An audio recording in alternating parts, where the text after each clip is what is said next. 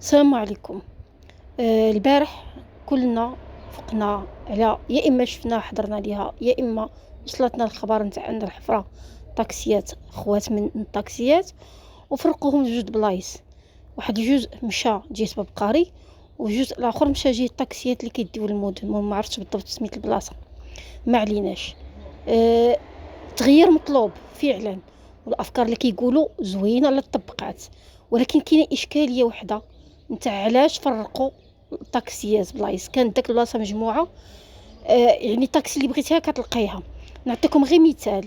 نفرضوا ان شي وحده خدامه في شي مدرسه خاصه في تولال وجايه من مرجان السكنه، غادي تشد الطاكسي من مرجان السكنه لبلاصه جيت بابقاري، وغتشد على رجليها من باب قاري حتى البلاصه فين كاينين الطاكسيات نتاع تولال اللي حطوهم في جهه اجلال باش تركب لتولال. يعني هذا غير مثال، انا بغيت غير نبسط لكم الامور بهذا المثال. هذا هو علاش خلى واحد جزء من الساكنه ما عجبتهمش هذه الفكره. التغيير مطلوب، الافكار زوينه، حنا بغينا نزيدو بمكناس القدام، ولكن ما تنسوش الشعب، ما تنسوش المواطن.